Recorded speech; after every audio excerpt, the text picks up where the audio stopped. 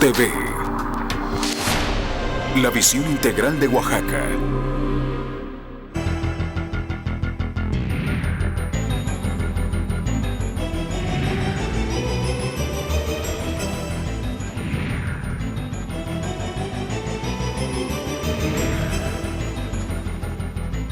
Intersecciones 11-16. Todas las voces. Un solo espacio. Hoy en Intersecciones 11-16, las voces opinan sobre la gran oportunidad que tiene el país para el crecimiento económico, innovación tecnológica y competencia a nivel mundial con la reforma energética. La reforma constitucional en materia de energía aprobada por el Congreso de la Unión permite dar un paso decidido y con rumbo a la modernización del sector energético del país. La reforma energética busca fortalecer y mantener el papel estratégico de la industria petrolera, específicamente la exploración y extracción de hidrocarburos y la importancia de que los recursos del subsuelo sigan siendo propiedad de todos los mexicanos. Con esto se establece un cambio modernizador que permite poner en producción yacimientos de hidrocarburos con capacidad de ejecución y tecnología. Dentro de los cambios que se proponen es tener un modelo propio para México, tomando en cuenta el aprendizaje de otros países, en donde las reformas energéticas han sido exitosas y han generado crecimiento económico y grandes beneficios para sus sociedades. La reforma energética contempla bajar el precio de la luz y el gas, además de generar más y mejores empleos en todo el país. La industria petrolera volverá a ser un motor del crecimiento económico de México al detonar inversiones en nuevas áreas.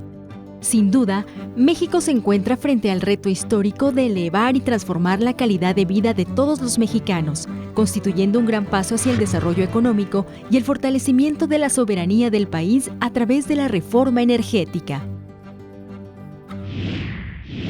Bienvenido a una emisión más de Intersecciones 11-16.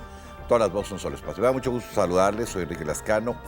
Les saludo como siempre en nombre de todos mis compañeros de este equipo de trabajo. Gracias que nos acompañen. Pues mire, hoy vamos a tener un programa muy interesante. Un programa muy interesante porque hablar de lo que ha sucedido en las últimas semanas, ¿no?, en términos del trabajo parlamentario, es hablar de temas históricos. No le exagero con esto cuando le digo que lo que ha sucedido en la arena legislativa tendrá sin duda un impacto importante, sustantivo en la vida nacional. Hablar de la reforma energética propuesta por el Ejecutivo Federal a esta soberanía que es el Poder Legislativo, permitió, pues mire, se ventilaron de muchas formas en el Senado, ¿no?, en la comisión que preside el senador hidalguense David Penchina, se estuvieron dando digamos, o expresando distintas opiniones, voces, a decir de algunos partidos de oposición, menos de las que deberían de haber participado. En todo caso, hubo un rejuego interesante de ideas, si no necesariamente siempre en la arena legislativa, sí en términos mediáticos, ¿no?, donde la radio, la televisión, la prensa escrita, se dieron a conocer distintas posiciones sobre una eventual reforma energética.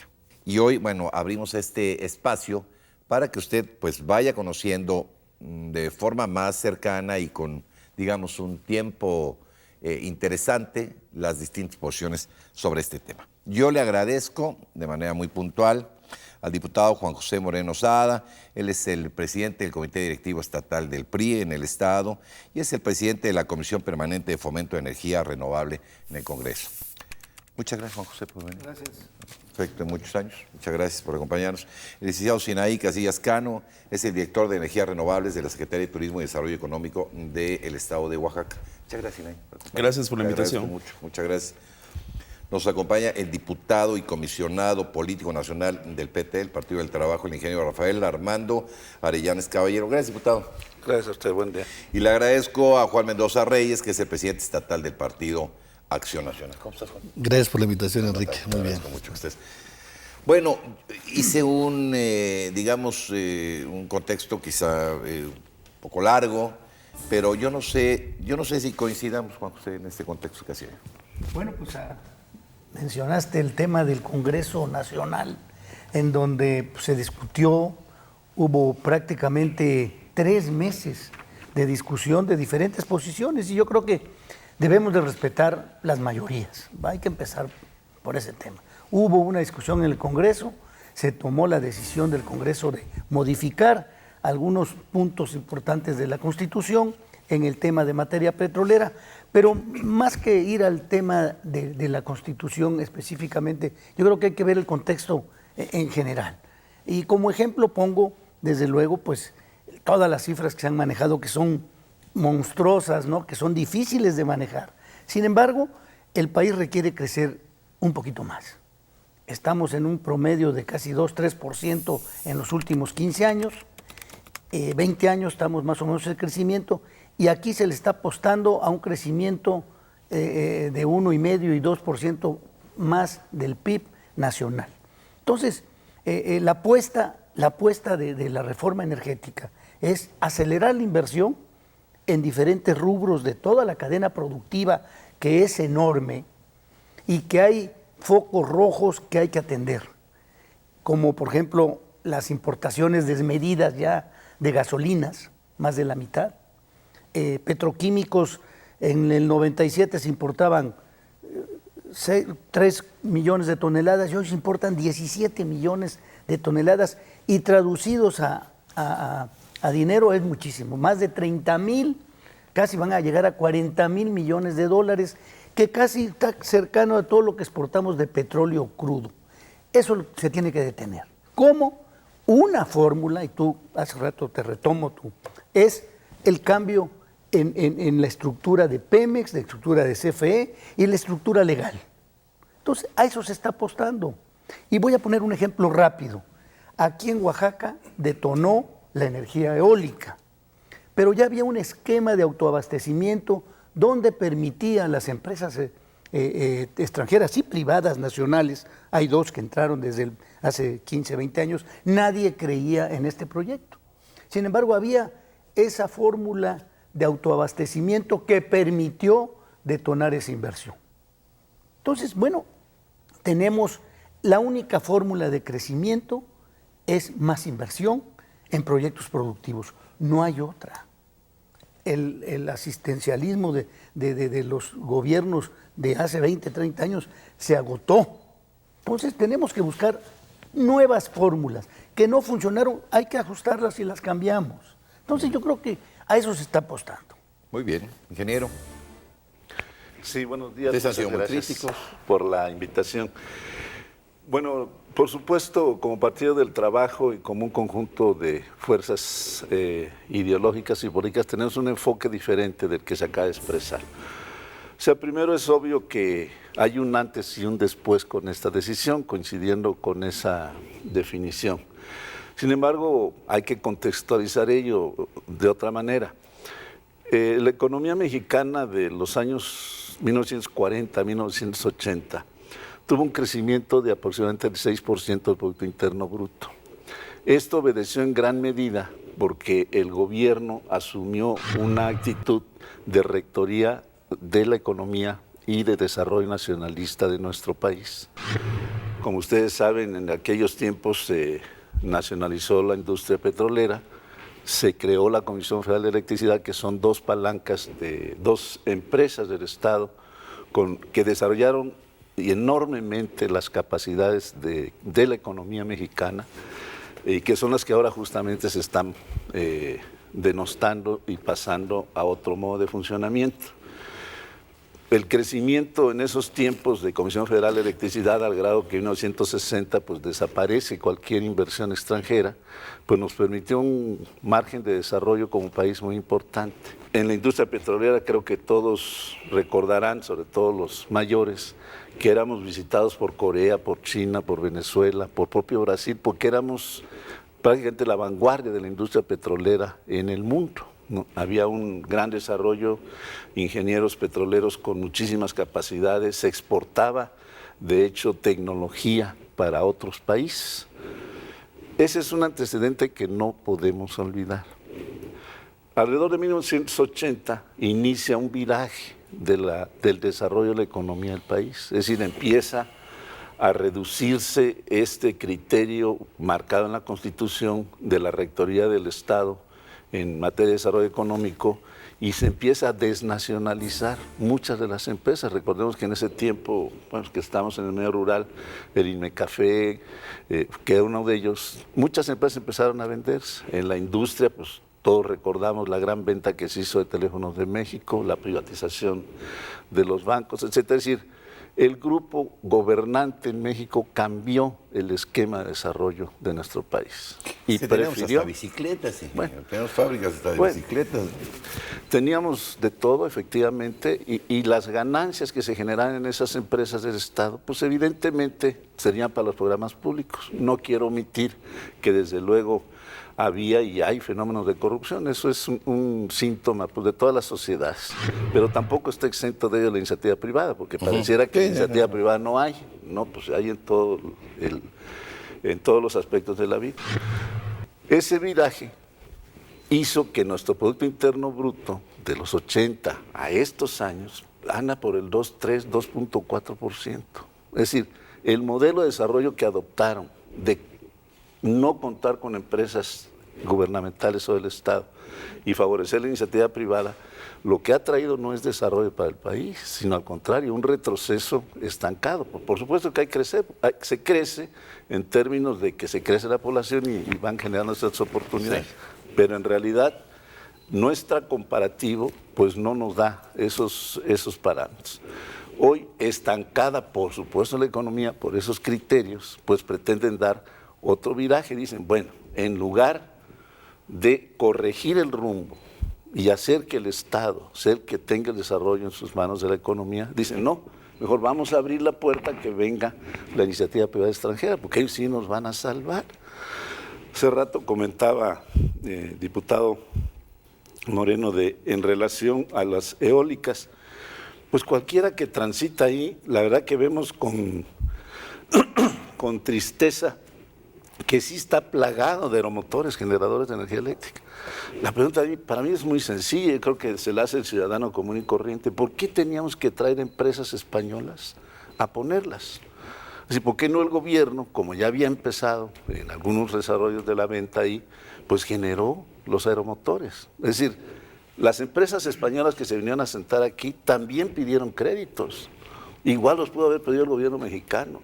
Y las ganancias y utilidades que generan ahorita la energía eléctrica pues serían pues para los mexicanos, porque las manejaría de alguna forma el gobierno. Insisto, no omito fenómenos de corrupción, pero habría más posibilidades de recursos públicos para atender diferentes necesidades.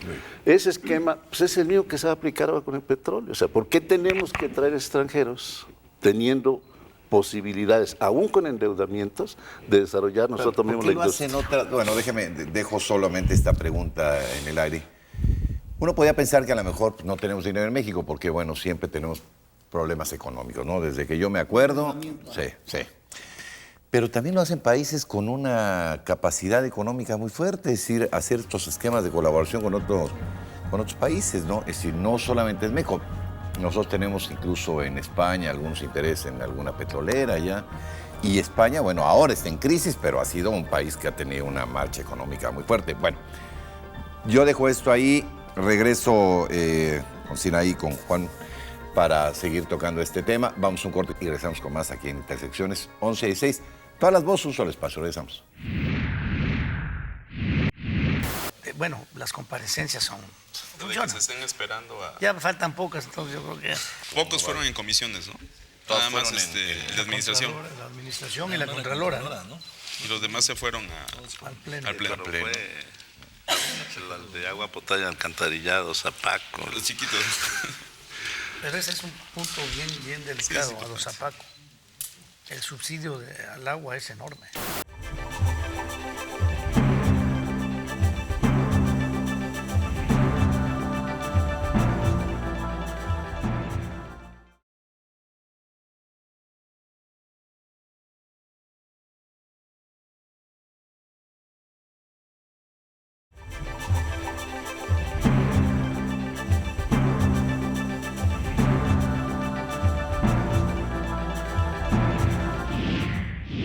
Bueno, ya estamos de nueva cuenta con ustedes y yo vi que algo querías comentar, Sinaí, a propósito de lo que decía el diputado? Me parece que desde hace ya muchos años el país requería una reforma energética y la buena noticia es que hoy tiene una reforma energética, ¿no? Que se debate en el marco de las instituciones y hoy tenemos una reforma energética. Hay que ver cómo vienen las leyes secundarias, que es ¿no? donde Que es va muy a estar importante el tema y donde interesante, está ¿verdad? los puntos más relevantes, ¿no?, de esta reforma, ¿no? Sí, sí. Lo que yo quiero comentar es que esta reforma energética la tiene que aprovechar el país en el ámbito económico, en el ámbito social, en la atracción de inversiones y en lo que respecta al combate al cambio climático, es decir, cuidar nuestro medio ambiente, ¿no? Hoy tenemos dos entidades como Pemex y CFE que son ineficientes desde mi punto de vista, ¿no? Y Oaxaca tiene que ser un protagonista de este aspecto de la reforma energética. ¿Cómo lo puede hacer? Oaxaca está llamado a ser el referente de las energías renovables del país. Hoy en el istmo de Tehuantepec existe un potencial estudiado de 10,000 megawatts de energía eólica. Pero además Oaxaca tiene un gran potencial en lo que respecta a la energía solar y un gran potencial para generar pequeñas centrales hidroeléctricas. Toda esta derrama económica que me parece perfectamente puede participar el privado con el sector público, siempre y cuando la rectoría del Estado continúe, toda esa derrama económica va a generar empleos, va a generar que la industria se pueda detonar, ¿no? Al Estado de Oaxaca requiere empleos y la mejor manera, me parece, es generando industria en esta entidad. El gran empleador de este estado sigue siendo el gobierno estatal y eso no es posible sostenerlo ya. ¿Por qué me parece que es importante que debemos tener alianzas con otros países? Porque hay otros países que han podido desarrollar más tecnología que nosotros y eso es muy válido. Podemos tener un justo equilibrio entre la mano de obra mexicana y la tecnología que traen otros países y buscar que esa tecnología la podamos aprovechar y podamos detonar. Y seguir conservando la rectoría del Estado sobre esto que es una enorme riqueza, que no le quedan muchos años, hay que decirlo también, ¿no? Porque el petróleo, como el carbón en su momento, pues tuvieron su ciclo, ¿no? Pero me parece que es, como decía el ingeniero, es una gran palanca de desarrollo que tendrá que actuar necesariamente o tendrá que estar hipotecada necesariamente a una visión social. Eso que ni duda cabe, ¿no? Las personas que nos están viendo, ¿no?, a lo mejor desde una circunstancia económica difícil, ¿no? Si, oiga, yo tengo que pagar de gas tanto, a mí me cuesta una barbaridad, ¿no? Pago 500 pesos o 1,000 pesos de gas, tengo que pagar la gasolina, me la suben cada mes, ¿no? Parece que es más barata allá en Estados Unidos la gasolina que en México, ¿no? Cuando allá se gana infinitamente mucho más, ¿no? Claro. 26, 27 dólares la hora de un obrero, ¿no? Entonces, pues me dicen que no, pues es que estamos poniendo los precios de la gasolina a nivel internacional. Claro, los precios de la gasolina, no los salarios. Entonces, ¿qué vamos a hacer nosotros? ¿Cómo nos va a beneficiar un cambio de estos? Quisiera señalar, Enrique, que en efecto el PAN va con la reforma energética del Congreso Federal, precisamente porque ha sido una propuesta del PAN desde hace muchos años. Desde hace más de 2 años el PAN proponía un cambio en el sector energético. Entonces, bien, quiero decir que celebramos de los que votaron a favor, porque finalmente aterriza ya con la reforma energética. Ya está, hay que esperar las leyes secundarias, efectivamente, que detallarán los mecanismos para que esta sea funcional. ¿Cómo va a repercutir en favor de los mexicanos? Pues yo creo que ya se ha señalado aquí la creación de más de 100,000 empleos al año. Yo creo que es algo, y buenos empleos, bien remunerados, es algo que va a beneficiar la economía. ¿Y eso no les viene bien, ingeniero? Por supuesto que viene bien, ¿no? Y obviamente el que México empiece a producir, que como bien lo han señalado aquí, estamos importando en este momento más del 50% de gasolina, siendo que somos productores de crudo, de petróleo. ¿Sí? Por supuesto, la electricidad va a bajar el costo de la energía eléctrica y, por supuesto, toda esta reestructuración que se va a dar en Pemex, pues tiene que ver con generar nuevas energías renovables, con el cuidado del medio ambiente. Va a haber toda una reestructuración, pero además va a haber toda una serie de reformas, toda una serie de creación de leyes secundarias que van a permitir, pues obviamente, un desarrollo integral, sustentable de nuestra paraestatal. En el tema de las eólicas del Istmo de Tehuantepec, este es un proyecto ya de muchos años. El mundo de repente dio un viraje de 20 años para acá y empezó a promover las energías eólicas, las energías del viento. Se tomó la decisión de facilitar la entrada de empresas que les interesaran el proyecto. Nos llevó 12 años. No son de corto plazo. ¿Por qué? Porque son inversiones muy altas de inicio y la recuperación es a 30 años, muy lenta. Entonces, pocas empresas que no tengan la estructura tecnológica, etcétera, se atreven a entrar a hacer sus proyectos. Si no, estaríamos estudiando el tema. Y el beneficio que se ha visto en muchos países como China, etcétera, donde se ponen las eólicas, no es inmediato, pero sí en 4 o 5 años el istmo va a cambiar su rostro y al tiempo. En 1994 se inauguró el primer parque eólico en el estado de Oaxaca y en todo el país, ¿no? Un parque muy pequeño de 1.5 megawatts. Y este parque fue justamente de la Comisión Federal de Electricidad. Torres de 33 metros, tecnología limitada, y es hasta 2007, ¿no?, cuando empieza a construirse los nuevos proyectos eólicos, ya con la entrada de tecnología de vanguardia, sí, de punta, ¿no?, de punta, y que, bueno, en la tecnología mexicana no existía, ¿no?, todavía no existe, hay que estar invirtiendo también en eso, pero que países como España, Alemania, Francia, ya habían explorado esas posibilidades en su país, ya estaba comprobado que lo podían hacer, y hoy el Istmo de Tehuantepec, 6 años después, está produciendo 1.800 megawatts de energía eólica. 2.230 megawatts vienen para la segunda temporada abierta. Hay 1.000 megawatts que están por producirse de la primera temporada abierta.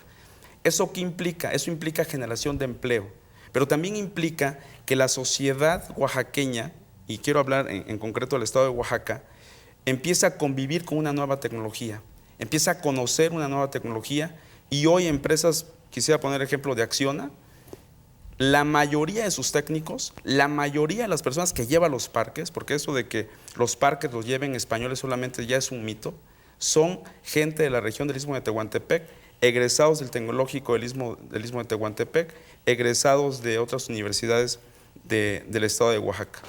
Yo creo que todos queremos que haya empleo, pero todos queremos que haya mejores ingresos y todos queremos que las ganancias se redistribuyan con mayor equidad.